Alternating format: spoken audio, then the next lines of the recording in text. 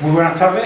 Vamos a seguir con la segunda conferencia, o más bien la presentación del libro, y esperemos que haya un poco de debate.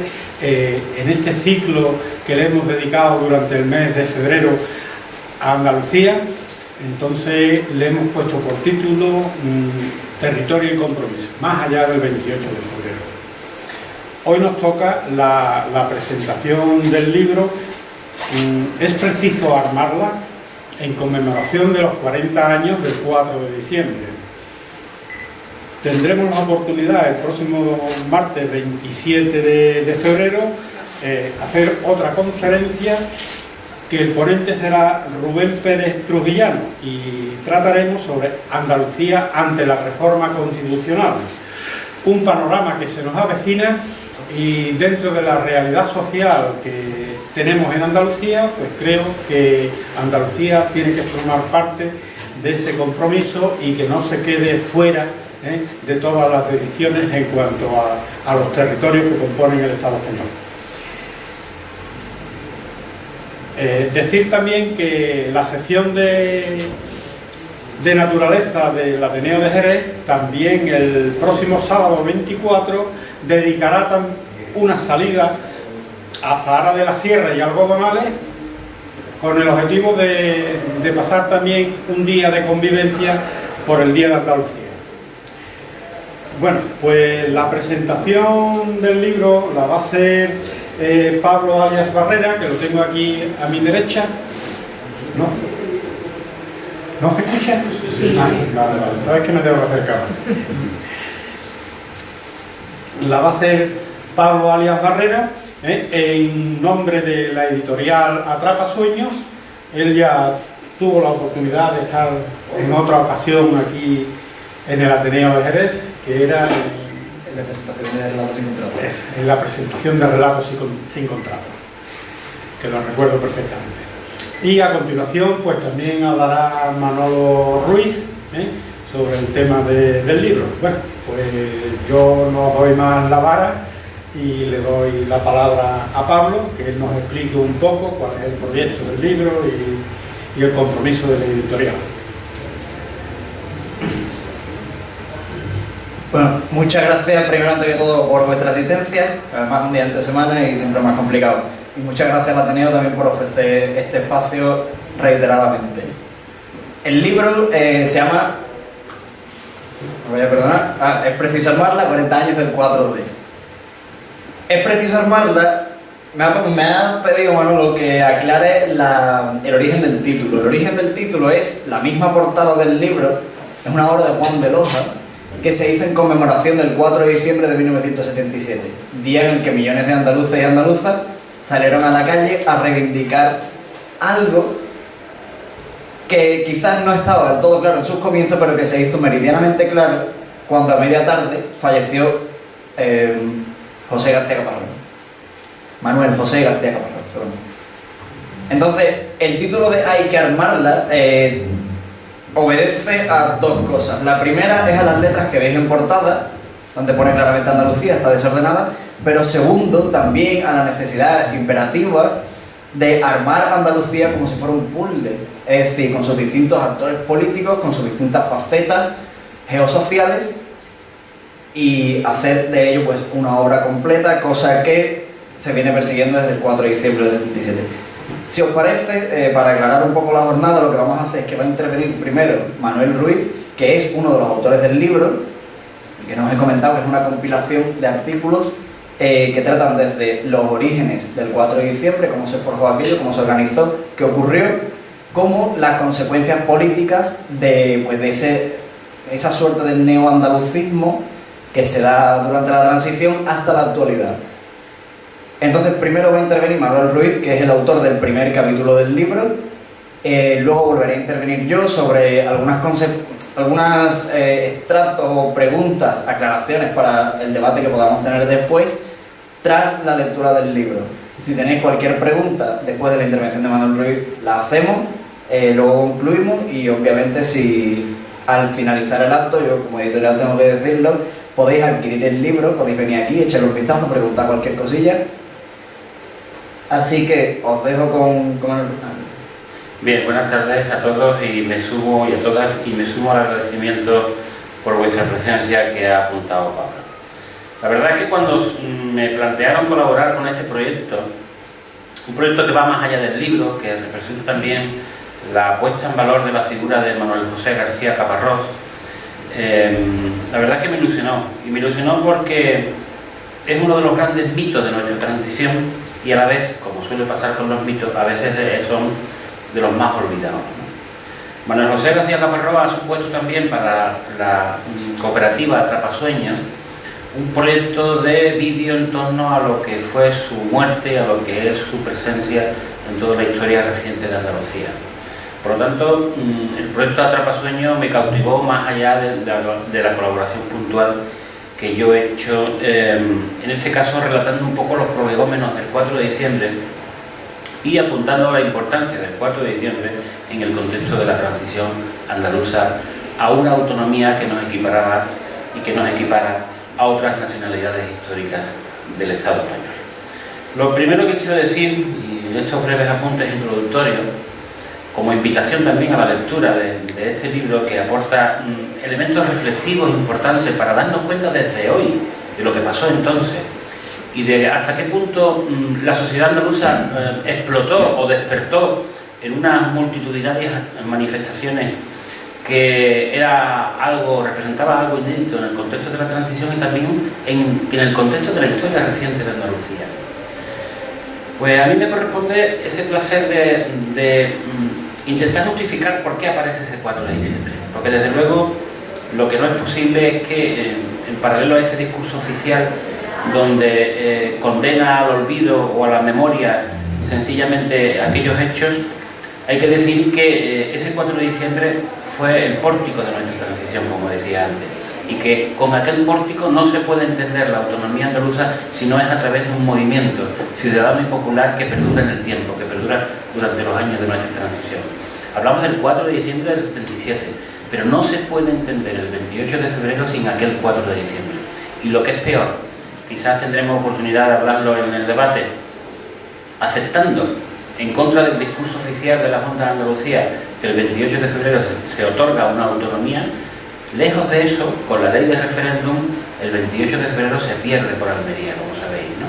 Y sobre todo, pese a que durante el debate de la ley de referéndum, tanto el grupo parlamentario andalucista como el grupo parlamentario comunista advierten que el primer referéndum va a tener lugar en Andalucía, pues no se matiza esas duras condiciones, esas duras exigencias que aportaba la Constitución, o que exigía la Constitución. Realmente el 151 era una trampa porque era aparentemente una invitación democrática a que la siguiera el territorio que quería o que quisiera, pero realmente era una forma de estrellar ese proceso contra unos niveles de sensibilidad popular que eran difíciles de alcanzar, como finalmente se demostró, ¿no? Como decía antes, ese proyecto movilizador que presenta o que empieza el 4 de diciembre no acaba solamente el 28 de febrero, sino que fuerza, precisamente por ese bloqueo de la autonomía andaluza, fuerza a las fuerzas parlamentarias a buscar una salida consensuada en Cortes, que es como finalmente tenemos estatutos de primera división, por decirlo de alguna forma coloquial.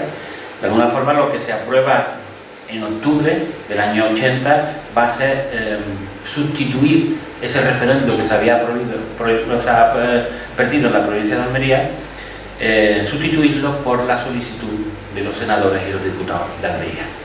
De alguna forma esas advertencias que ya tanto el Grupo Parlamentario Comunista como el Grupo Parlamentario Andalucista hicieron durante el debate de la ley, pues efectivamente sucedió. Precisamente estos dos grupos lo que querían era que si alguna provincia se descolgara, las otras 6 o las otras 7 pudieran seguir el camino hacia la autonomía y 5 años después esa provincia se pudiera incorporar repitiendo el referéndum. Pero bueno, eso es otra historia y hoy nos compete hablar del 4 de diciembre. Cuando hablamos del 4 de diciembre, siempre intento explicar por qué tiene lugar ese 4 de diciembre. Porque a ninguno de los andaluces se nos aparecen las infantes diciendo, oye, el 4 tenéis que salir a la calle. Aquí pasa algo. Y pasa algo porque Andalucía, desde los últimos años del franquismo, se está generando una serie de dinámicas que generan una conciencia singular. Y esa conciencia es lo que tiene de importante nuestra autonomía con respecto a la construcción del Estado de las autonomías. Pero esas connotaciones no vienen solamente desde la muerte de Franco, yo creo que mucho antes. Antes de la muerte de Franco, las diputaciones franquistas, en base a un proyecto de ley de régimen local, impulsan un ente mancomunal andaluz. Ese ente mancomunal, sin ser todavía algo que tuviera personalidad jurídica, lo que tendría a ser es una especie de coordinadora de diputaciones para que ese territorio que tenían unos índices de su desarrollo pues bastante serios, pues se pusieron de acuerdo para intentar algún programa común para toda Andalucía.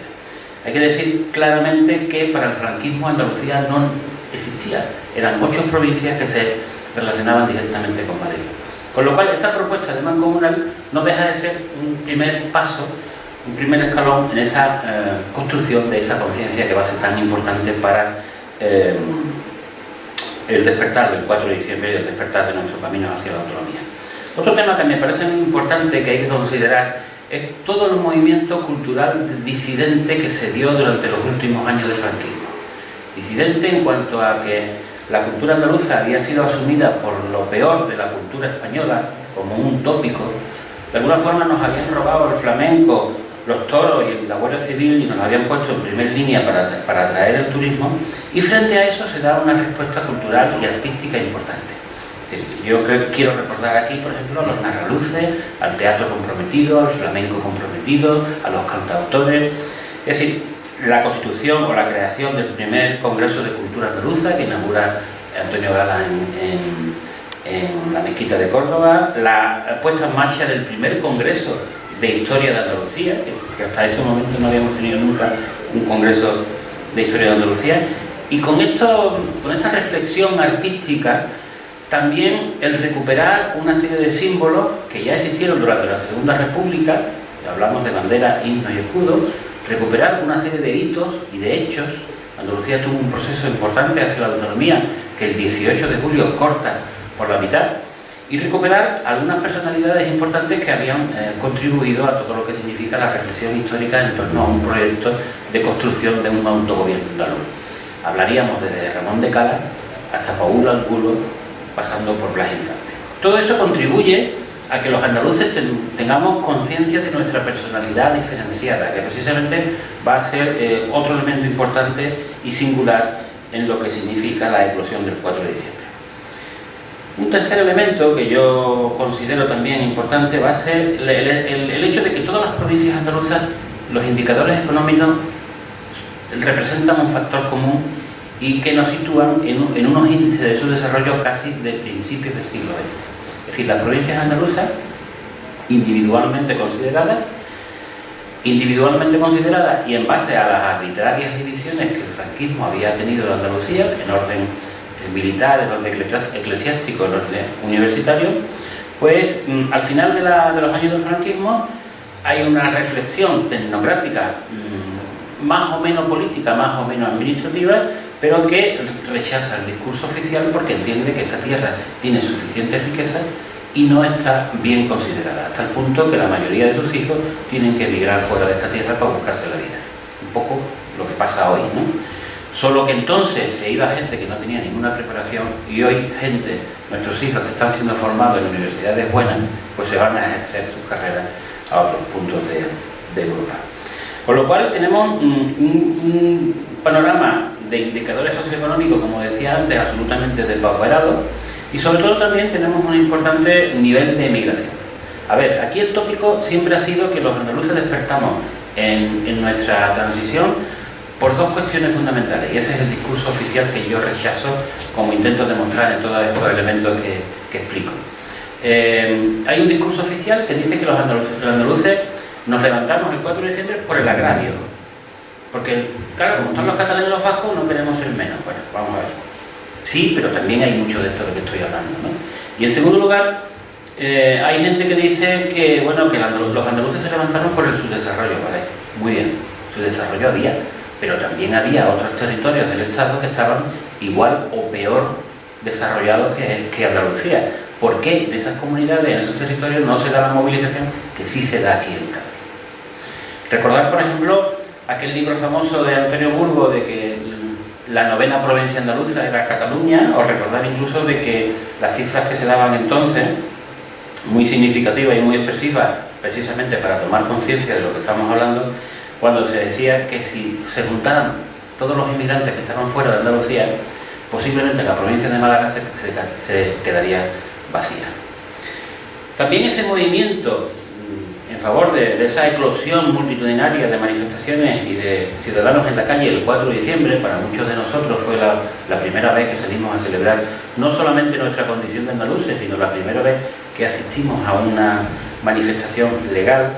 Pues está también la labor de las organizaciones de izquierda, y esto hay que decirlo, toda la oposición al franquismo, que a partir del momento de la muerte de Franco adapta su estructura al nuevo panorama de una nueva distribución territorial. Aparecen la federación de los partidos o los partidos federados unos a otros, y aparecen también las movilizaciones o las organizaciones, mejor dicho, que responden a exclusivos intereses andaluces. Aparece el PESLA, Partido Social Liberal de Andalucía, que liderará Clavero Arévalo, que finalmente desaparece una vez se integra en UCD.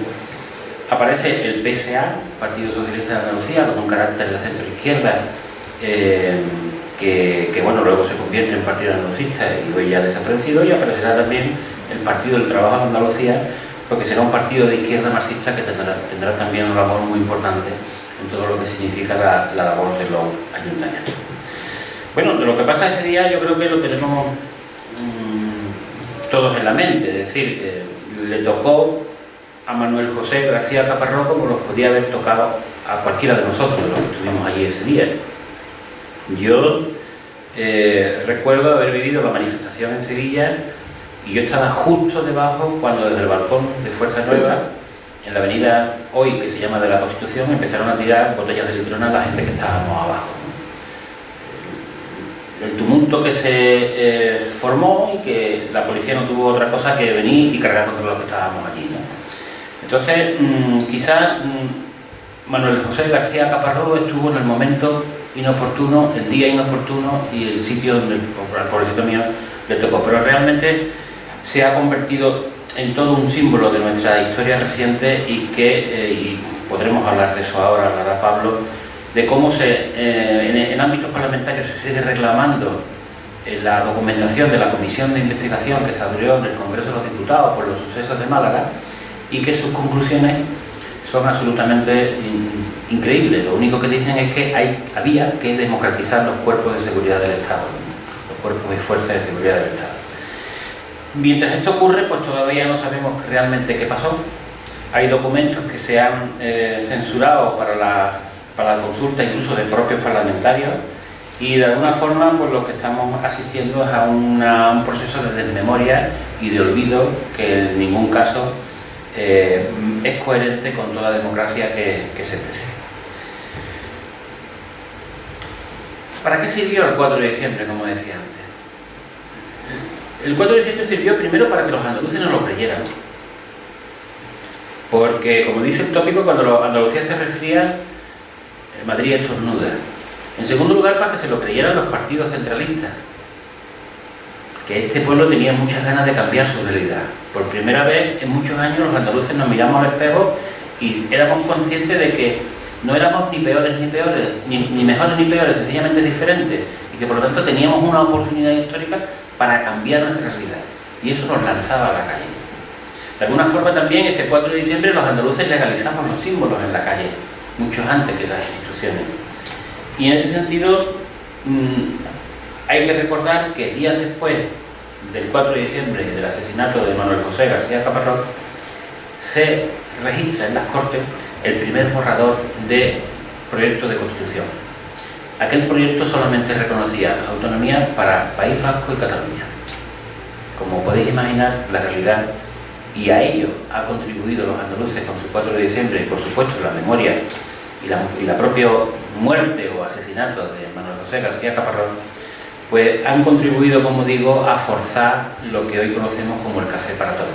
Es decir, un repertorio de posibilidades en donde los distintos territorios podían optar a una autonomía de primer nivel, de segundo, en fin, con todo el proceso, pero eso sería ya otra cuestión para debatir en otro momento. Lo que sí es importante es decir que las conquistas históricas de los andaluces en el contexto de la transición, tanto 4 de diciembre como el 28 de febrero, y digo 28 de febrero como símbolo también de compromiso de la ciudadanía con respecto a un estatuto de primer orden competencial, son conquistas irrenunciables y que ahora mismo, precisamente junto a la regresión de derechos civiles y políticos que estamos viviendo, en estos días con ejemplos muy preocupantes, estamos asistiendo también a un proceso de reconsideración de todo el proceso de descentralización que ha tenido la historia de España a partir de la transición, a partir de la muerte de Franco. Es curioso porque cuando el Estado español ha avanzado en el desarrollo de sus derechos y libertades, ha avanzado también en sus procesos de descentralización, con todos los problemas que se quieran.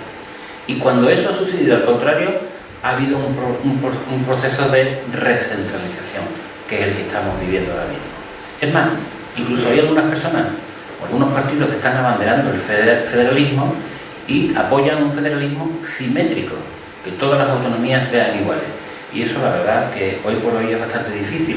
Y sobre todo nos igualaría a los andaluces con otras comunidades que simplemente no han tenido una autonomía peleada, han tenido una autonomía pues prácticamente otorgada por decreto de ley vía del artículo 143. Y acabo diciendo, como decía antes, que el libro contiene una serie de claves importantes para interpretar no solamente lo que fue el 4 de diciembre, tampoco soy yo muy amigo de mitificar la fecha ni entender que hay que volver a lo que pasó al año 77, porque nunca va a pasar, pasará otra cosa distinta, en otro contexto y con otras características, y eso es precisamente ese respeto en el Estado y en Europa, el que nos tenemos en el futuro que ganar los andaluces.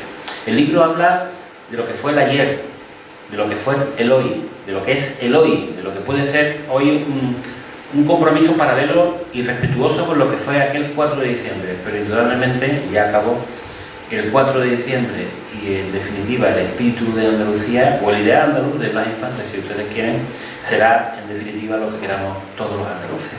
Muchas gracias.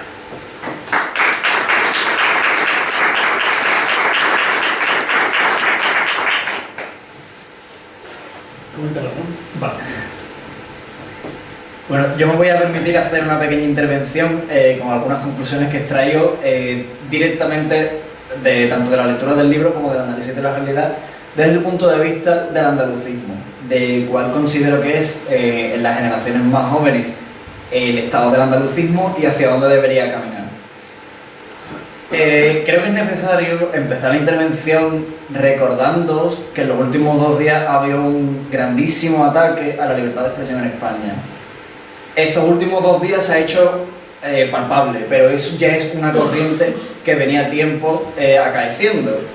Entonces, a mí esto me recuerda cuál es el papel que tienen que jugar las ideologías y las políticas liberadoras, especialmente cuando estamos hablando de la periferia, como en nuestro caso, y donde nos afecta más, tanto en la periferia como en el centro de la cuestión en Madrid. Parece ser que el resto de la península puede estar un poco... En fin. Para mí, desde pequeño, siempre había una diferencia fundamental entre lo que es el conservadurismo y lo que es el rupturismo. Llamadlo como queráis. Y es que una posición rupturista está dispuesta a asumir el riesgo. Entonces, cuando digo riesgo es dejarse la piel, ¿vale? Lo que entendemos por 4 de diciembre, lo que entendemos por nacionalismo rupturista. Todo lo que está ocurriendo ahora pertenece al ámbito de lo conservador. Cuando nos parece absurdo jugarnos la piel por un ideal político, bueno, ahí está la clave del discurso centralista de los medios de comunicación. Y parece ser que el andalucismo se está convirtiendo en eso, se está convirtiendo en una ideología eminentemente conservadora. Parece un absurdo, pero los estados-nación, o sea, los nacionalismos cuando suceden en el siglo XVIII y XIX, están asociados a la idea del Estado-nación. Es decir, el nacionalismo es un instrumento utilizado por las clases dominantes para garantizar la gobernabilidad de una determinada área.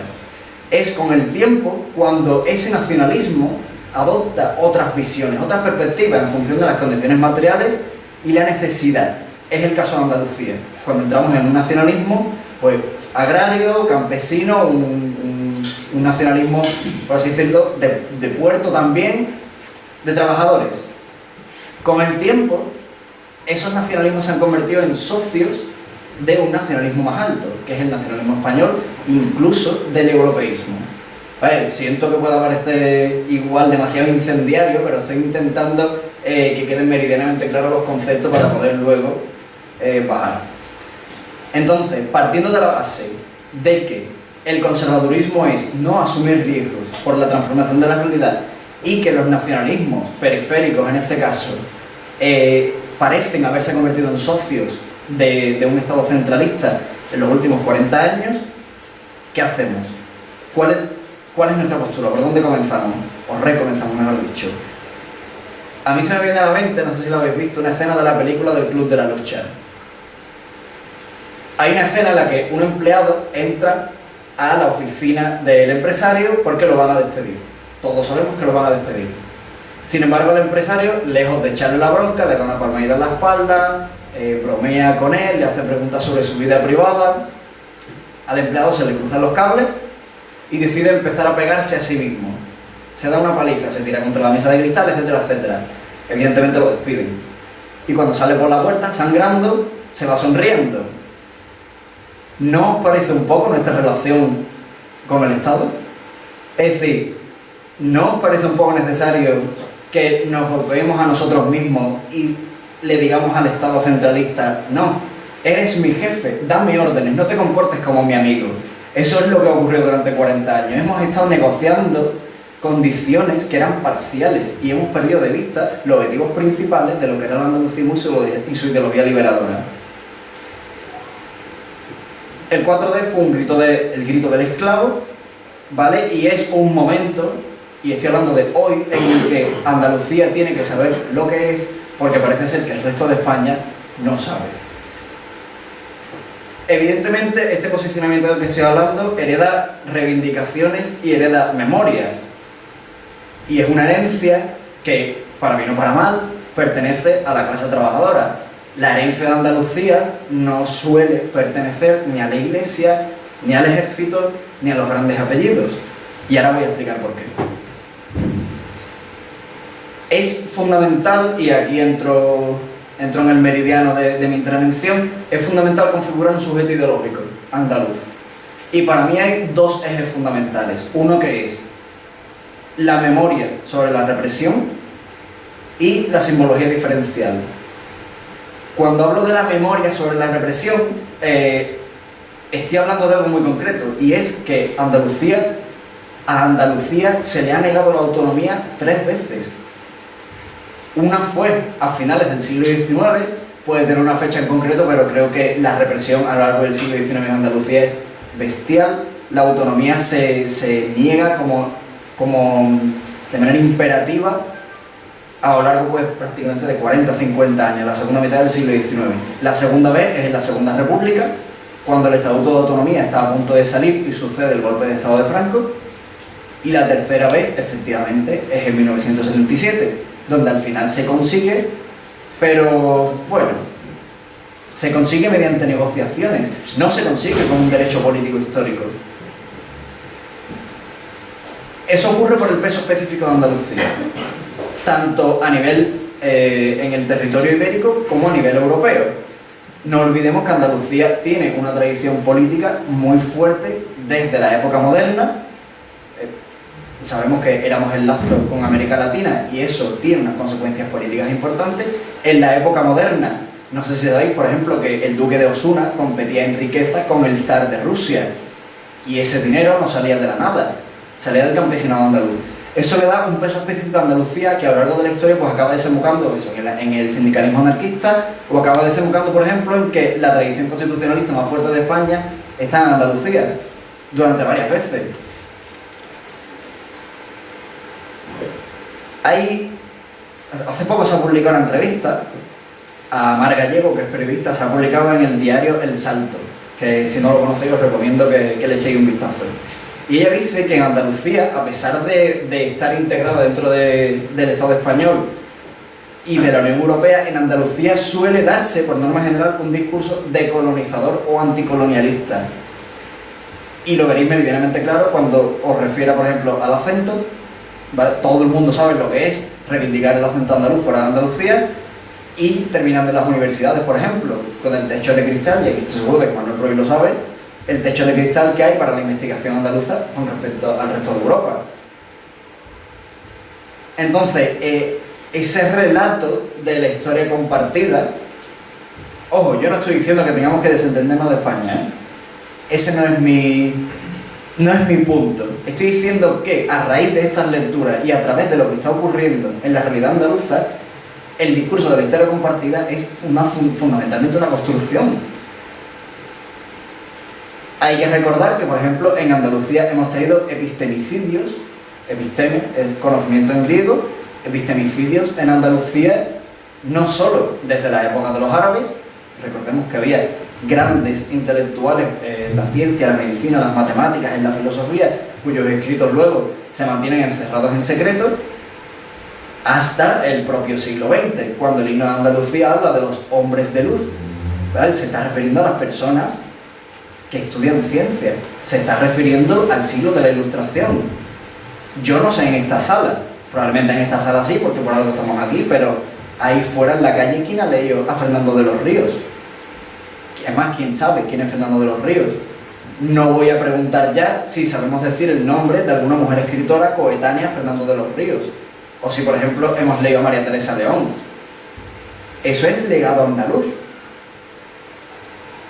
A eso me refiero con epistemicidio. Pero también está, y lo ha comentado antes Manuel, el tema de que tenemos a día de hoy una generación formada intelectual y manualmente y que emigra. Es otra suerte de epistemicidio. Y en Andalucía, y eso lo confirma el INE, Andalucía es la región de España que tiene más índice migratorio. Pero aparte hay otros elementos a los que me refiero como elementos diferenciales, como por ejemplo la bandera. Es decir, no podemos comparar las dos columnas de Hércules de la bandera de Andalucía, que representan la igualdad entre la península ibérica y África como paso del Mediterráneo, como encuentro entre culturas, con las columnas del escudo español que simboliza la entrada al mundo y el non plus ultra. Es decir, ontológicamente el ser no es el mismo, y creo que es fundamental que para la construcción de ciertas ideas políticas que puedan ocurrir en lo sucesivo, viendo el Estado del Estado español, tengamos en cuenta todo este tipo de cosas. Luego, por ejemplo, está el himno. El himno de Marta Sánchez no es oficial, pero parece ser que ha gustado mucho, y creo que es para analizarlo, aunque sea filosóficamente hablando, habría que analizar por qué el himno de Marta Sánchez habla desde la individualidad, desde el yo, desde la patria que me vio nacer, desde el siento orgullo y no pido perdón, que por cierto, perdón, ¿por qué? Hay cosas por las que pedir perdón, no me parece una cosa a tomarse a broma. Y luego está el himno de Andalucía, que habla desde la pluralidad, desde el nos, desde la Andalucía para la humanidad. No me parece lo mismo, y me parece fundamental que eso esté sobre la mesa. Y termino. Con un 40% de pobreza en Andalucía y un 28% de pobreza estructural, ¿por dónde continuamos? En Andalucía hemos sido víctimas del ladrillazo, económicamente hablando, y hemos sustituido el ladrillo por la hostelería. Es la misma estafa económica. Entonces, habría que plantearse si cuando hablamos de andalucismo, y esto es un tema peliagudo, cuando hablamos de andalucismo lo estamos haciendo desde términos españolistas. Yo creo que en mi generación sí, y es porque no estamos teniendo en cuenta todo lo dicho anteriormente. Entonces yo creo que las organizaciones políticas de clase que creen en el proyecto de una Andalucía sostenible y que creen sencillamente en la transformación social porque están dispuestos a asumir riesgos y no en el conservadurismo que estamos viviendo a día de hoy, tienen tres tareas fundamentales. La primera es tensar el debate. Es decir, sin irme demasiado lejos, hace poco estábamos hablando del cupo vasco, luego de la independencia catalana, Son temas que te pueden gustar más o menos, pero Andalucía, ¿dónde está en ese debate? ¿Por qué no estamos en el debate ibérico? Porque a Andalucía se nos dio también la categoría de nacionalidad histórica y no estamos ahí exactamente ¿por qué? Porque no hay esa necesidad, sí la hay, pero tenemos miedo. Tenemos miedo de ser considerados nacionalidades, pues bueno, un poco al estilo de las del norte. Creo que no habría que tener miedo en eso, habría que tensar el debate y habría que luchar por una reconstitución del Estado. Luego, no deberíamos reclamar autonomía, deberíamos crearla. ¿Para qué están las asociaciones de vecinos y las verbenas? ¿Para qué están los servicios municipales? Esas son estructuras políticas que se pueden crear al margen de lo que instituciones, o sea, de lo que instancias superiores puedan decidir o no, mediante leyes de ayuntamiento que son absolutamente represivas. Y luego, también está una nueva configuración económica en nuestro día a día. Tenemos que ser conscientes del papel que juegan las multinacionales y las grandes cadenas económicas en nuestro día a día en Andalucía. Tal vez deberíamos plantearnos apoyar más los negocios locales, los servicios públicos, el campo andaluz, la pesca andaluza, porque no tenemos industria, el hambre, la migración. Son temas andaluces que están ahí y que se pueden configurar en el día a día. No necesitamos que ningún partido lo apruebe en el Parlamento. Y tercero, y viniendo a cuenta, ser exageradamente críticos con los discursos que hablan de Andalucía. No podemos ser crédulos, y os lo pido de verdad porque mi generación es muy crédula. Cuando os hablen de cosas pequeñas, hay que pensar en contexto, hay que pensar en grande. Cuando hablan de abstracciones, como el interés general o en defensa de la democracia, hay que pensar en lo concreto. Yo creo que en este libro hay un recordatorio de que en Andalucía ya teníamos una definición de democracia y que es una definición redistributiva, federal, laica, feminista. No creo que haya que tener ningún miedo a hablar en estos términos, porque no son incompatibles con nuestra convivencia en el Estado español ni con la Unión Europea.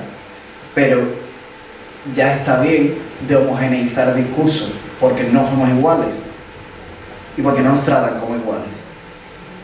Entonces, bueno, estamos atados a un cuerpo que tiene fecha de caducidad y estamos condenados a elegir día a día nuestras acciones. Así que vamos a recordar quién es a día de hoy el legislador o los legisladores y vamos a retomar unas tesis de democracia material, de democracia palpable. Muchas gracias.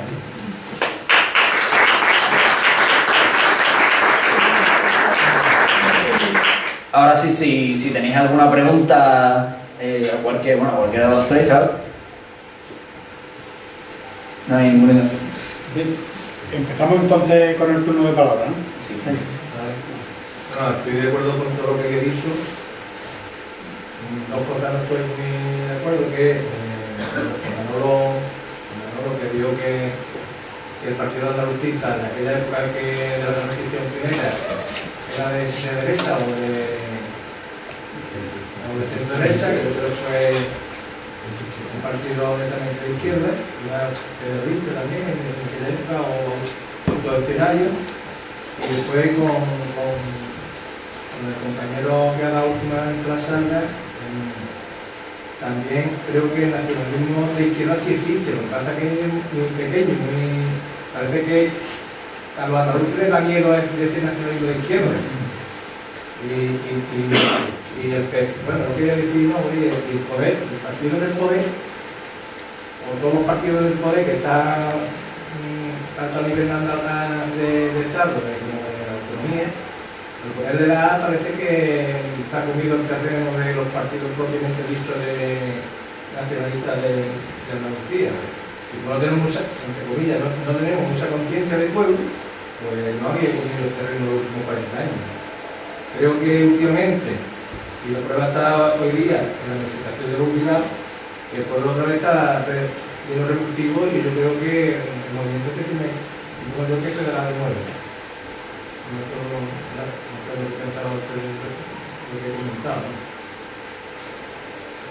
Bueno, con lo que respecta a mis palabras, a lo mejor ha sido un lapsus, pero cuando decía centro derecha me refería al PSLA, el Partido Social Liberal Andaluz de Clavero Arévalo. Y en ese sentido el PSA, desde su nacimiento, fue un partido evidentemente de centro izquierda.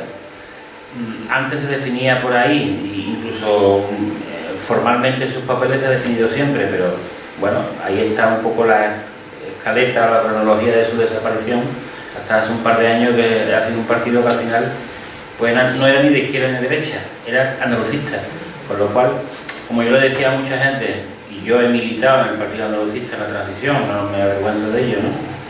Pero digo, bueno, ponéis a la misma altura a un jornalero que a Duquesa de Alba, ¿no? Y claro, en la liberación de Andalucía, como bien decía Pablo, pasa por la izquierda, pasa por movimientos nuevos, pasa por reflexiones nuevas y pasa por un compromiso donde no nos dé miedo, en este caso, el futuro, el arriesgar, ¿no? Hay una frase muy bonita que yo siempre repito mucho del amigo Ballina. Pedro Ballina era un médico anarquista, un líder de los anarquistas sevillanos en la Segunda República. Fue íntimo de Blas Infante. Blas Infante le dedica unas palabras preciosas en muchos de sus libros. Y Pedro Ballina decía una frase recordando a su vez a Fermín Salgochea.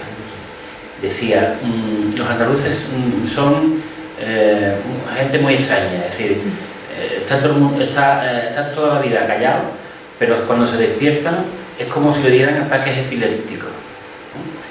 Qué forma más gráfica de expresar un poco que cuando despertamos, o bien salimos a la calle encausadamente y lúdicamente, como pasó el 4 de diciembre, o bien quemamos las casas, quemamos las iglesias, en fin, los campos. No somos un pueblo que tenga una tendencia de movilización, de crítica, de espíritu constructivo, de organización. No, pero cuando explotamos, ahí, el que esté por medio. Bueno, aquí responder básicamente a... Dos palabras de bien. Venga, tú primero. No, yo quería preguntarle a qué atribuís el fracaso del partido andalucista. El total fracaso, ¿a qué lo atribuís? Y además me ha sorprendido un poco tu costilla que has dicho, no me avergüenzo de, o sea, pertenecer, y no me avergüenzo de ello. Yo creo que al contrario te deberías sentir muy satisfecho. Pero ¿a qué atribuís vosotros ese fracaso cuando ha habido personas y andaluces muy prestigiosos y gente muy preparada que podía haber llevado un partido nacionalista muy adelante y con mucha dignidad? ¿Y aparte qué pasó? ¿A qué lo atribuís? Bueno, ese debate y ese comentario nos llevaría hasta las 7 de la mañana, pero del mes que viene.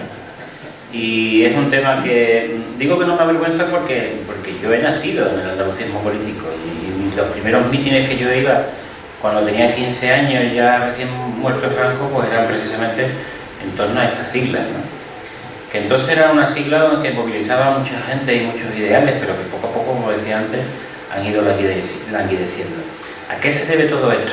Bueno, primero a errores de la propia organización y a victorias del enemigo político, que ha sabido vender unos discursos de forma que al partido andalucista o al andalucismo político no se le han perdonado cosas que sí se le han perdonado a otros, Y podemos recordar, por ejemplo, la historia de la OTAN con el PSOE, ¿no? Que ya nadie se olvida de eso, ¿no? Cuando nos decía que íbamos a votar en un referéndum, que no íbamos a entrar en la estructura militar, y ahora van nuestros soldados a hacer práctica y a hacer semiguerras casi, cuando no guerras enteras, con la OTAN abiertamente, ¿no? En fin, no sé, realmente ha habido una serie de errores históricos, el cambio de las alcaldías, el famoso pacto con Martín Villa escenificado en las Cortes en directo por televisión, que no se supo, no se pudo explicar convenientemente a los andaluces, etcétera, etcétera, etcétera. Y a partir de ahí, pues el partido andalucista como tal, o el andalucismo político, yo creo fundamentalmente que no se ha sabido adaptar a los nuevos tiempos. Es decir, no se ha sabido adaptar a esa crítica, a esas nuevas organizaciones más flexibles, más dinámicas, y que el discurso ha sido fundamentalmente un discurso identitario, pero no un discurso social. ¿Por qué? Porque quizás el andalucismo, o esas siglas, han tenido mucho miedo a parecer de izquierda en los últimos tiempos. Entonces, claro, cuando salía un problema social, esto uno comentaba, no, nos vamos a parecer a Izquierda Unida. Bueno, ¿y qué? ¿O es que siempre vamos a estar hablando de la bandera andaluza y de las infantes? No, los andaluces necesitan otros argumentos, y esos argumentos son los que no han sabido ni aportar, ni captar, ni recibir en definitiva el andalucismo, y ahí está su historia. Así, ha ido languideciendo hasta que realmente ha desaparecido. Yo a tema de por qué ya la gente no vota el PA, supongo que conocéis la famosa frase de no caben dos en este pueblo. Eso es lo que pasa con las redes clientelares, que es lo que hay en Andalucía. Es decir, cuando existe un Estado que está fundamentalmente en la base, está sustentado en las relaciones personales, cuando las elecciones municipales se basan más en el personalismo que en el programa, y no sabes diferenciarte, lo que ocurre es que se cooptan puestos, se cooptan roles. Creo que eso es lo que le ha pasado al PA fundamentalmente con el PSOE. Es decir, tenía un discurso que estaba muy centrado en temas economía agraria y servicios públicos, quizás un poco el mantenimiento de la autonomía andaluza, pero que a efectos prácticos yo personalmente nunca he conocido a nadie del PA, ni que estuviera formado en el PA actual, me refiero, de pocos años para acá, que estuviera realmente formado en el andalucismo, o que llevara el andalucismo un poco más allá de, y puede parecer una broma, pero de tocar el himno de Andalucía con la flauta en los institutos. No ha habido realmente una militancia del PA preocupada por defender los intereses concretos de Andalucía, sino que ha habido una militancia del PA preocupada en absorber redes clientelares del PSOE. Mala jugada, teniendo en cuenta que el PSOE trabaja en el Estado español y tiene más dinero. Y además depende está centralizado totalmente, aunque ahora quieran decir que no, pero vamos. Claro, no, eso está claro. Susana Díaz, el discurso que tiene Susana Díaz está mayormente trabajado desde una planificación centralista de las distintas autonomías. Pero gana todas las elecciones. Yo creo que es de justicia también decir que hay que reconocer la imprescindible labor del andalucismo en los años de la transición. Posiblemente si no hubiera existido un partido andalucista fuerte con un grupo parlamentario en Cortes, nuestro estatuto no sería el mismo, posiblemente, ¿no? Lo que ocurre es que a partir de ahí pues cambiaron mucho las cosas, ¿no? Y quizás fuimos los andaluces los que tuvimos la necesidad, con aquel 4 de diciembre, de tener una representación propia en Cortes. Ya desde entonces se dibujó. Y otro de los análisis que también quiero hacer con respecto a lo que significó la muerte y el entierro del andalucismo como partido político, es que no ha sabido captar todo el mensaje del 15M. Y ahí realmente había otras movidas que obligaban a que una organización se modernizara, se actualizara, se hiciera más participativa y que por supuesto no pivotara entre dos cabezas, una de Sevilla y otra de Jerez, que ya sabéis quiénes son. Gracias. Bien, Manolo. Yo es que voy a hablar desde mi punto de vista ideológico, ¿no? De lo que he aprendido con mis ideas, y a lo mejor doy un poco de lo que yo interpreto es porque el tema andalucismo que hoy día pues prácticamente no existe, ¿no? Para nosotros, la gente de izquierda, siempre habíamos entendido que los nacionalismos era de la alta burguesía.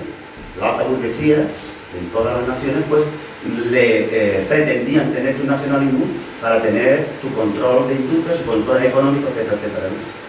Y la izquierda en España siempre ha defendido el internacionalismo, no ha defendido los nacionalismos, sea el nacionalismo de grandes estados, del Estado español, como sea el nacionalismo de estados de regiones, ¿no?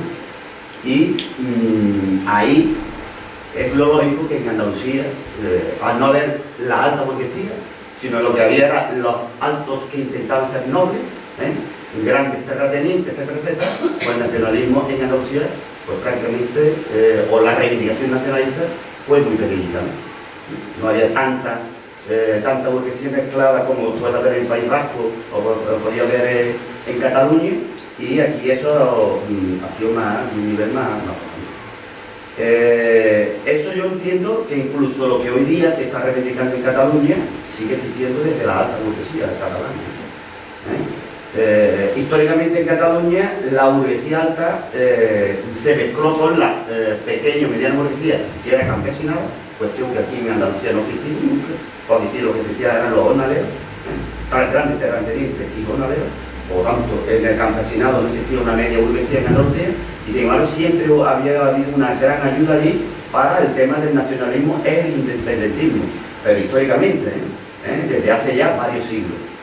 ¿Eso qué quiere decir? Que hoy día están reivindicando algo nuevo, están reivindicando lo mismo, necesitan más dinero las altas burguesías catalanas y mezclan hoy día, ya no con el campesinado, sino con los trabajadores, los mezclan para decir que queremos el independentismo, queremos más nacionalismo, etcétera, etcétera.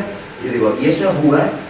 Entonces, la izquierda siempre ha defendido el internacionalismo, y yo creo que incluso en Andalucía, con el himno que tú estabas antes comentando, cuando hablan de la humanidad, también iban por esa línea, tenían una línea anarquista, quiera o no. Este hombre, de verdad, Blas Infante tuvo muchas relaciones con la gente anarquista en Andalucía, que era la izquierda un poquitín más elevada en aquel entonces, y hablaban también de federalismo, porque ellos organizaron, la izquierda, organizaron en la CNT, que era Confederación Nacional, o sea, creían en los federalismos. Y yo pienso que por ahí es por donde realmente el nacionalismo, el andalucismo, es por donde debe realmente trabajar para que tengamos una mayor igualdad entre las distintas clases sociales que hay en España, y para una igualdad de niveles dentro de la clase trabajadora, que en España sigue habiendo distintos niveles en distintas regiones, ¿no? Entonces, y eso es fundamental cuando tú hablas del tema del federalismo. Yo creo que es fundamental que el federalismo cede y haya una solidaridad y haya una igualdad de condiciones. Y ya es mi idea, hasta lo que quería. Sí, hay una visión decimonónica antigua y yo creo que ya caducada, exceptuando en determinadas esferas de poder político y económico, que ha vinculado siempre la cuestión nacional de un territorio al establecimiento de una serie de estatus social y político. Es más, tradicionalmente siempre se asocia el nacionalismo a la búsqueda de un Estado. Eso podría ser en el siglo XIX, ya hoy no. Ya hoy la razón y en el mundo globalizado nos movemos en otros parámetros, ¿no? Lo que sí es importante vincular en este caso el nacionalismo andaluz con la solución de los problemas sociales y políticos y laborales que tenemos los andaluces. Es decir, detrás de comprar en la tienda de nuestro barrio, por citar el ejemplo que antes hablaba Pablo, no solamente estamos cuestionando el poder de las multinacionales que nos dicen lo que tenemos que comprar, sino que realmente estamos accediendo a un nivel de producción, un nivel de sostenibilidad pues distinto, y por lo tanto oponiéndonos de alguna forma a ese mundo que nos quiere globalizar y que nos quiere hacer todos iguales, pensando, vistiendo, escuchando la misma música e incluso estableciendo el mismo discurso, porque eso lo tenemos cada día más claro. Es decir, hemos perdido libertad y hemos perdido crítica.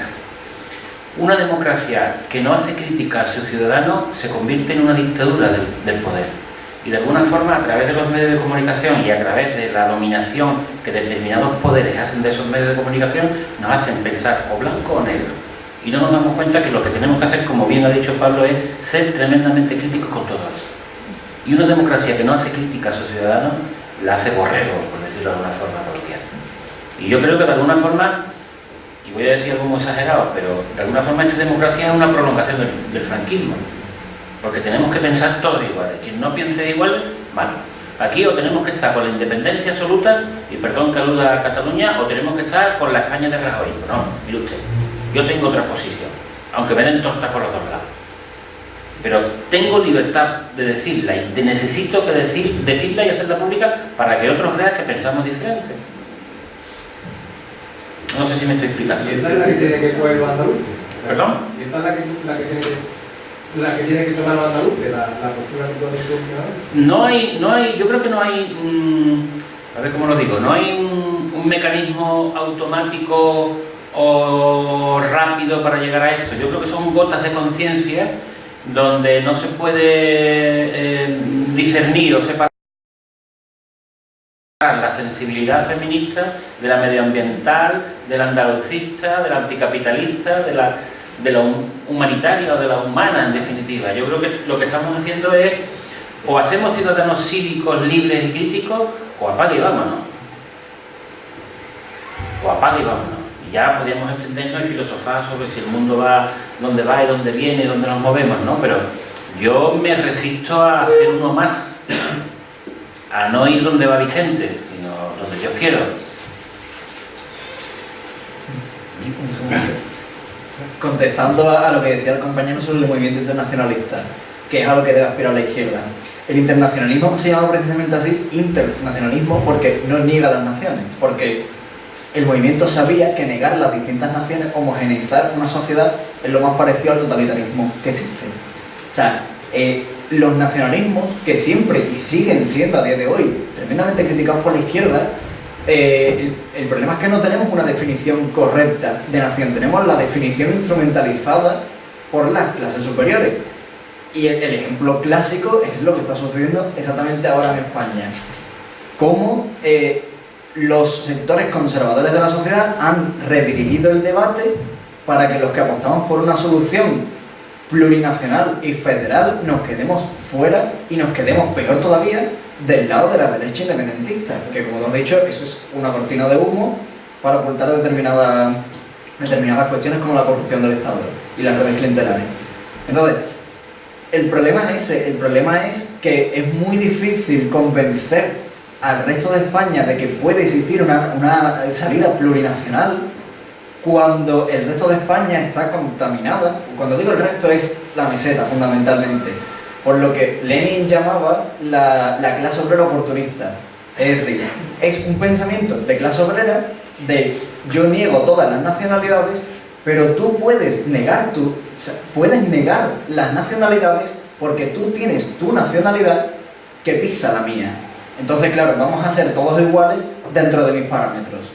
Por eso la izquierda a nivel peninsular está siendo demoledora con los discursos de izquierda federalistas, o sea, no federalistas sino plurinacionales. Esa es la contradicción.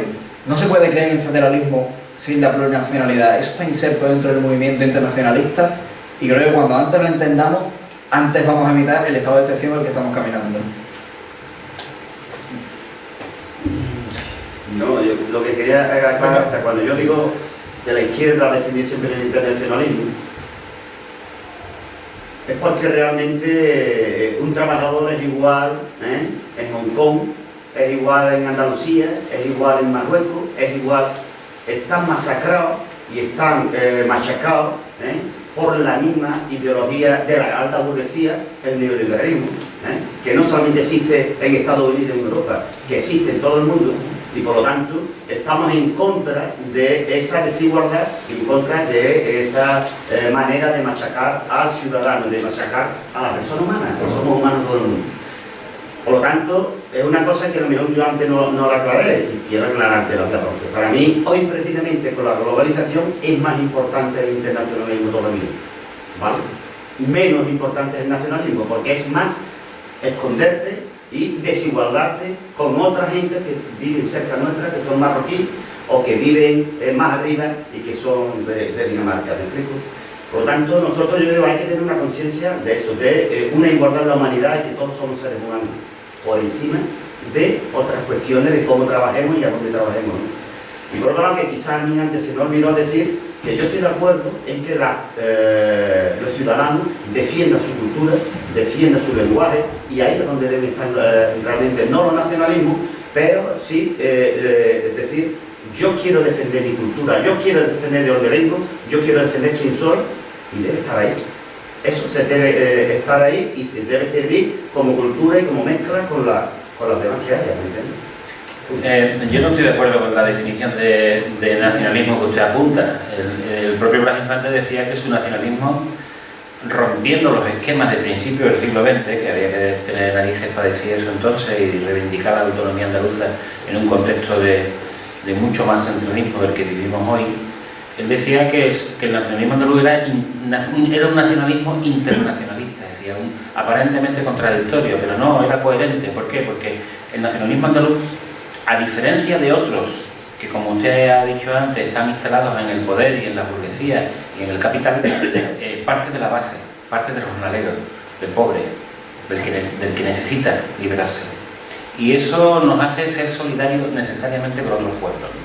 Yo esa visión, desde luego, nos llevaría aquí mucho cotejar, posiblemente llegaríamos a acuerdos porque al final todos son cargas ideológicas que nosotros tenemos sobre determinadas palabras, pero sí le invito a ver un poco el nacionalismo andaluz, al menos como una excepción en el panorama de determinados nacionalismos en España. A mí lo que me preocupa es que en el contexto de lo que está pasando con Cataluña, esa recentralización de la que hablaba antes sirva para censurarnos, en este caso los andaluces, las conquistas históricas que hemos tenido. La historia no se ha parado en el año 75, no se ha parado en el año 82 con el 28F. Estamos en el 2018 y hoy, los andaluces de hoy, somos herederos de las conquistas de otros tiempos, incluso de la responsabilidad de la muerte que significó García Caparrós para todos nosotros, y desde luego no podemos hoy por hoy traicionar su memoria. Yo quería puntualizar la diferencia entre nacionalismo catalán y nacionalismo andaluz. Decía, dijo la Infante, dice, cualquier trabajador que trabaje en Andalucía, no le da importancia a haber nacido, sino simplemente por el hecho de trabajar, ya lo esté considerando. ¿Esta es la diferencia entre un nacionalismo catalán y otro incluyente? Nosotros cuando vamos a Cataluña somos Sarnegro. Cuando viene aquí un catalán es un trabajador. El nacionalismo no nació de una burguesía. En el País Vasco, en Cataluña y en todo el mundo ha nacido siempre la burguesía. ¿Qué es la diferencia entre un nacionalismo y otro? Lo que tampoco ha nacido, puedo hablar, ¿no? Sí, claro. Y tú no ibas a comentar yo, ¿no?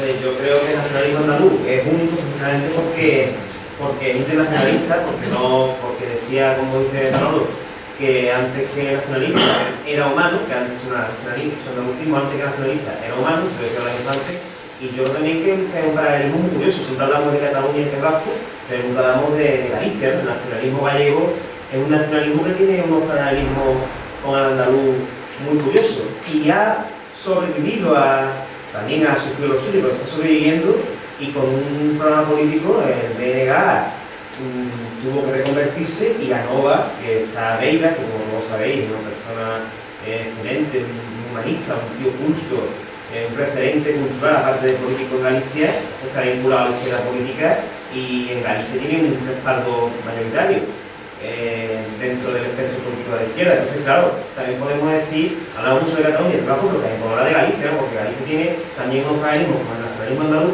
interesantes también por las condiciones materiales que hay en Galicia, la propiedad de la tierra, una tierra de inmigrantes, también como Andalucía, una tierra que ha sufrido muchísimo en la explotación agraria, digamos, de los terratenientes, y tiene unos paralelismos que son muy diferentes a los que tiene el País Vasco y Cataluña con la burguesía, como comentaba, ¿no? También tenemos que abrir un poquito la actitud de mira, ¿no? Y ver también que España son muchas Españas, y bueno. Yo quería comentar algo sobre el tema del internacionalismo. Indudablemente el internacionalismo lo que hace es reconocer a las distintas nacionalidades, los distintos pueblos, o el lugar de nacimiento de las personas, en el reconocimiento de que todos somos iguales. Y hay una gran diferencia en cuanto a los nacionalismos burgueses. El contexto es totalmente distinto, y quizás aquí en España tenemos un gran problema con el tema del nacionalismo, y Andalucía se está convirtiendo en una sociedad excesivamente conservadora y está defendiendo el nacionalismo español a ultranza, y no se está dando cuenta de la necesidad que también tiene de defender su propio territorio. Entiendo que desde la igualdad, no desde la imposición hacia otros territorios, que es lo que ocurre normalmente con los distintos nacionalismos de Estado, que el objetivo es de configurar un Estado, no la configuración de una entidad como pueblo, como nación, como lugar de nacimiento. Un último apunte, si me permiten, con permiso. Cuando la Generalitat está presa en el penal del puerto de Santa María y Blas Infante va a saludarlo, a entregarle unos libros del andalucismo, él le deja escrito una carta, que está reproducida, que viene a decir una frase sintomática de todo lo que estamos hablando. Él dice algo así como: ya sabíamos que abrazado al jornalero no íbamos a llegar a ninguna parte. Si posiblemente Blas Infante se hubiera unido a los caciques de la época o a los partidos convencionales de la época, pues posiblemente incluso podría haber hecho un partido andalucista en la Segunda República, porque él, siendo notario, lo podía haber legalizado a la punta de la nariz. Pero no fue esa su intención, todo lo contrario. Era precisamente darle cultura, darle crítica política a la base de un jornalero que al final le da incluso la espalda a su propio mensaje, ¿no? Entonces, no quiero comparar esto con lo que fue el Partido Andalucista, salvando las distancias históricas y salvando los contextos, pero bueno, a mí eso me da mucho que pensar, que realmente hubo otro tiempo en donde Cambó, a principios, en las primeras décadas del siglo XX, también bajó por Andalucía intentando buscar adeptos a su causa. También tuvo contacto con Blas Infante, pero finalmente Blas Infante le da la espalda, porque sabía que eso era un nacionalismo de derecha y un nacionalismo, en definitiva, burgués. Y él, en definitiva, aún siendo notario desde los 19 años, señores, desde los 19 años, que sería un partidito en la época, él apuesta por arruinarse y jugarse la vida como se la jugó para estar por el jornalero. En primer lugar, felicitaba por el libro, ¿no? Y por haberlo publicado. Mi reflexión está más o menos también en una línea que ha hecho Manolo, que va a intentar hacer breve. Yo creo que uno de los grandes problemas que tiene Andalucía y que tiene el andalucismo es que en los últimos años de la dictadura, los símbolos, la simbología y nuestros hitos más importantes fueron gastados para ponerlo al servicio del Estado, ¿no? Desde el punto de vista turístico, como empezamos diciendo, desde la corrida de toros, la feria, la simbología más importante que tenía Andalucía se vació de contexto, y eso hizo que en la transición gran parte de esa simbología, que no pasó ni en Galicia, en el País Vasco, ni en Cataluña, pues el andalucismo lo perdió. Si a eso se le suma que hay un partido que es capaz de, por el tema también del cacique, Borbón, que es un cacique, que es el cacique de Casa de la Tierra, que es capaz de captar lo que puede ser el movimiento oligárquico y apostar o abanderarse por lo que es el andalucismo, que es el PSOE, eso hace que poco o nada tuviera que hacer el andalucismo, los partidos andalucistas, a la hora de alzar la bandera de andalucismo, porque es que eso fue captado por un partido que era centralista, que es el PSOE, el Partido Socialista Obrero Español Andaluz. Y eso sigue ocurriendo hoy día, ¿no? Yo no pienso como tú que el obrero o el empleado cuando llega desde la película entra y se maltrata. Yo que pienso que el obrero o el empleado llegó maltratado. O sea, llegó ya con unos latigazos dados, y cuando salió el pobre ya es que le daba igual que lo que le dijera, porque es que el devenir histórico de Andalucía desde el siglo XVIII hacia aquí ha cambiado mucho, porque entre otras cosas lo que eran las corrientes políticas centralistas por un lado y las económicas por otra, que estaban en el País Vasco y en Cataluña, hicieron que, siendo consciente que Andalucía tenía una tierra que era rica y que era una tierra que miraba a América, como habéis dicho, miraba a Iberoamérica, pues eso provocaba que no interesara que esta tierra de una u otra forma creara. Yo pienso que el andalucismo tiene que ir hoy mirando al futuro. Hay que mirar el pasado, ya hay que mirar el futuro. Y el futuro hay que conjugar lo que es el localismo por un lado, como se ha dicho por aquí, pero por otro lado hay que conjugar y ser consciente que vivimos en un mundo globalizado. Aquí se están haciendo cosas que son importantísimas, que están desarrollando y que no se conocen. Hay mucha gente que migra, pero hay mucha gente que va y viene, como en la época del siglo XVIII, XIX, ¿no? Iban a América y volvían, ¿no? Aquí hay Jaime León, ese es el que trabaja con la Warner, con Disney, y hace los muñecos Uma Puma, o Jaime, no sé qué, que también de San Fernando, que en la Guerra de las Galaxias es el que hace los monstruos y la robótica y estas cosas, ¿no? Hay actores de primera línea, algunos que están aquí, y hay un potencial, yo pienso en Andalucía, grandísimo. ¿Cuál es el problema que tenemos? Tenemos, por un lado, que el gobierno centralista no apuesta por la tierra, por Andalucía, el Partido Socialista está inmerso en sus batallas, tampoco apuesta por Andalucía. No solamente eso, sino que no se apuesta por un factor o por un elemento que tiene que ser clave, que es por el I+D+, por la investigación y el desarrollo. Aquí, ¿cuánto tiempo llevamos que las infraestructuras no están desarrolladas? ¿Cuánto tiempo llevamos aquí con una carretera que tiene un peaje? ¿Cuánto tiempo llevamos aquí que los trenes se están desarrollando un tren de alta velocidad o de velocidad alta y que no le van a poner el AMT, que permite que lleve o que los trenes alcancen una velocidad con cierta seguridad? ¿Cómo que no se enlaza uno de los puertos más importantes, como puede ser el que está en el campo de Gibraltar de Algeciras, con un aeropuerto que le podría dar salida o con una vía férrea que podría ser esencial para el desarrollo de toda, no solamente de la comarca, sino de toda la provincia de Cádiz, ¿no? O sea, es que hay muchos elementos que te pones a analizar y dices, ¿y por qué no se une el corredor mediterráneo con Andalucía? Hay muchos elementos y dices tú, ¿qué es lo que ocurre? Porque los jóvenes que se forman en las universidades, que son punteras, en determinadas materias, cada una de ellas se forman y acaban ¿dónde? O instituto de investigación. Yo soy profesor de universidad y yo me he traído un Ramón y Cajal, que es puntero en Londres, y me lo he traído ahora cuando me ha costado un dinero traérmelo aquí y cuando se ha formado en universidades de aquí.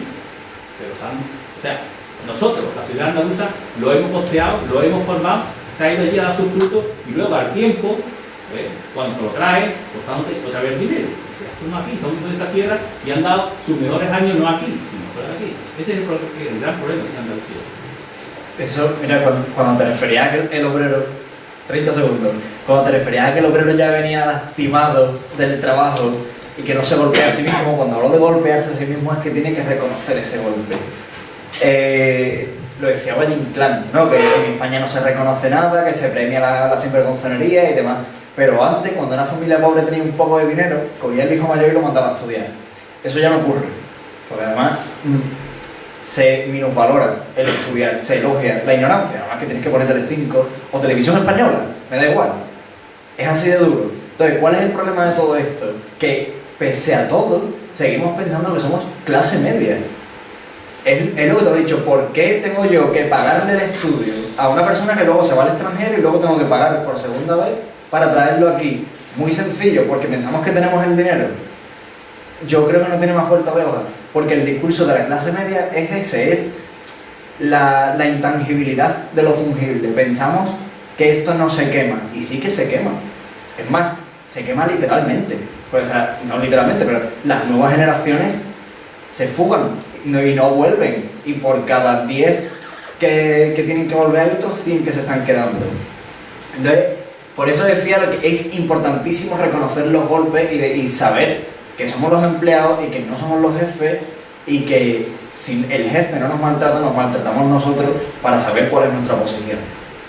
Hasta entonces no creo que, o sea, hasta que la gente no se quite de en medio esa conciencia de clase media, yo no estoy en medio de nada, desde luego. Quizás esa es la reflexión que tenemos que hacer ante un libro como este, que evalúa lo que ha pasado en los últimos 40 años, y acabo, permitirme la reflexión. ¿Somos los andaluces estamos dispuestos los andaluces a salir a la calle como hicimos el 4 de diciembre de 1977? ¿Hemos renunciado a tener una autonomía que mira de tú a otras nacionalidades históricas y nos hemos convertido en una autonomía meramente funcional, estética y administrativa?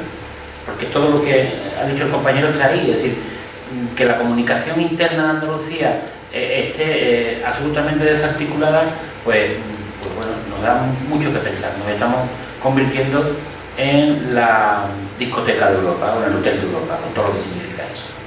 Entonces, como bien dice el título, retomando un poco el título, con esa palabra de Andalucía deconstruida, quizás a nosotros nos corresponde armarla, y armarla en un doble sentido: armarla en el sentido de movilizarnos, de organizarnos, de reivindicar, de sentirnos orgullosos en definitiva de ser andaluces, y por otro lado, de armar nuestra palabra Andalucía y tenerla siempre muy presente. Bueno, pues muy bien, si no hay alguna preguntita más, yo creo que podemos dar por finalizado el acto. Recordaros que aquí están los libros a vuestra disposición, que vale el precio módico de 10 euritos nada más. Y por otro lado, recordaros que el próximo martes, día 27, tenemos una conferencia que creo que es bastante interesante, es sobre Andalucía ante la reforma constitucional. Y el ponente será Rubén Pérez Trujillano. Creo que es un debate importante a ir analizando en el futuro próximo, y es el tema de la reforma constitucional. Pues nada, pues muchas gracias por vuestra asistencia y os esperamos para el próximo martes. Y antes pasaros por aquí si tenéis algún interés en el tema.